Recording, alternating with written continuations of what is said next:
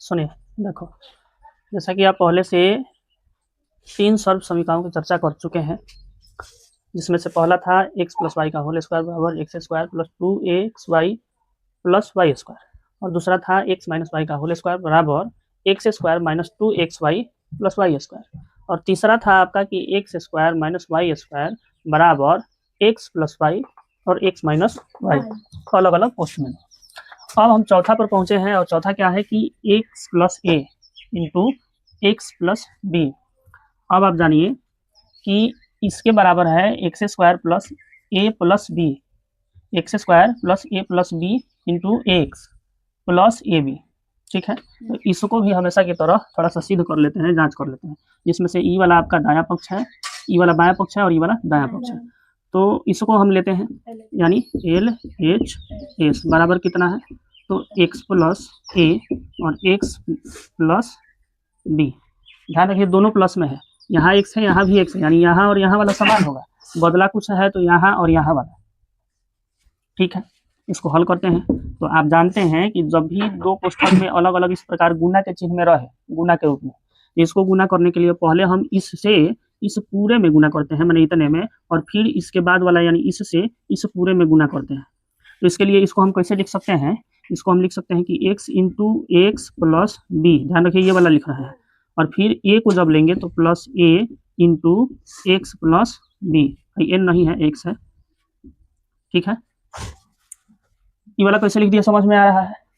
अब जब इसको हम ऐसे लिख दिए तो इसका मतलब है, जब इस प्रकार से, तो इसका मतलब है कि इसका गुना इससे और फिर इसी का गुना इससे, ठीक उसी तरह इसमें भी इसका गुना इससे और इसी का गुना इससे। तो ऐसा हम करेंगे तो x का गुना x से तो एक्स स्क्वायर बनेगा, और x का गुना b से तो प्लस एक्स बी बनेगा हो, चलिए प्लस x यहाँ ए एक्स बनेगा, समझ रहे हैं, चाहे एक्स ए लिख सकते हैं कोई दिक्कत नहीं है, एक्स ए, और प्लस आपका यहाँ ए बी बनेगा। ठीक है, अब आप देखिए इसमें कुछ कॉमन दिख रहा है आपको, कुछ नहीं दिख रहा है। तब जब कॉमन नहीं दिख रहा है तो इसमें आप यहाँ देखिए ई वाला एक्स और ई वाला एक्स हाँ सेम है, तो इसको हम एक्स स्क्वायर का एक्स स्क्वायर, ठीक है, और प्लस ई दो में से, दो पद में से, चूंकि आप जानते हैं कि दो पद में से हम कॉमन ले सकते हैं, तो इसको हम क्या कर सकते हैं, हाँ कि ए को एक्स यहाँ कॉमन ले लिए तो बच जाएगा हमारे पास बी प्लस ए, और इधर क्या बच जाएगा प्लस ए बी, हो तो गया, आ गया। अब आप कहिएगा सर जी एक्स तो यहाँ आया है और इसमें यहाँ दिया है, तो कोई दिक्कत नहीं, एक्स यहाँ रहे चाहे यहाँ रहे, तो आप इसको ऐसे भी लिख सकते हैं। हाँ, आप फिर आप कहिएगा सर जी इसमें ए पहले है बी बाद में है, तो कोई दिक्कत नहीं, आप ए पहले लिखिए चाहे बाद में लिखिए, तो इसका मतलब है कि इसी बतवा को हम ऐसे भी लिख सकते हैं कि एक्स स्क्वायर प्लस, पहले हम कर दिए ए प्लस बी, ई वाला चला आएगा यहाँ प्लस ए बी, समझ गए, ई आर एच एस। अब कंफ्यूज मत होना, यही बतवा यहाँ लिखे हैं, समझ गए, बशर्ते आपका पलट करके ए पहले बी उसके बाद में, यहाँ एक्स पहले था तो बाद में। ई कोष्ठक के जब भी कोई संख्या कोष्ठक के आगे रहे, 4 + 3 कोष्ठक के आगे रहे चाहे 4 + 3 यहाँ कोष्ठक के बाद रहे, बात एक ही है।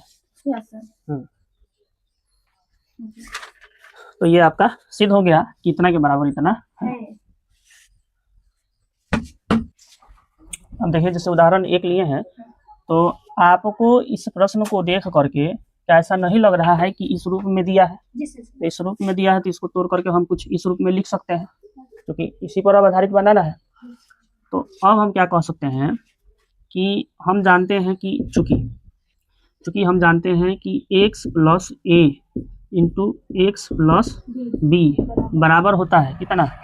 हाँ x square plus a plus b x plus a b होता है, हाँ बढ़िया ठीक है। तो अब आप यह भी जान लीजिए कि यहाँ x के बराबर ये जो x जो सूत्र अभी लिखे हैं, तो x के जगह पर x है, ठीक है, और ई है हमारा a और ई है हमारा b, और ये तो x है ही है,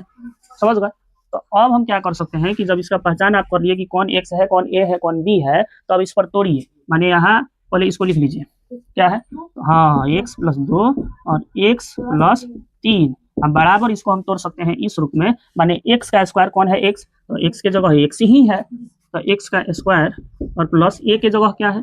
2 है और प्लस b के जगह 3 है और फिर x के जगह क्या है तो x ही है, हाँ, और प्लस a के जगह 2 और गुना 3, क्योंकि a और b के बीच में कोई चिन्ह नहीं तो गुना का चिन्ह। आप इधर आप कीजिए, एक्स स्क्वायर का एक्स स्क्वायर ही रहेगा और प्लस आपका 3 और 2 5 हो जाएगा, लेकिन नहीं 3 2 5 करने से पहले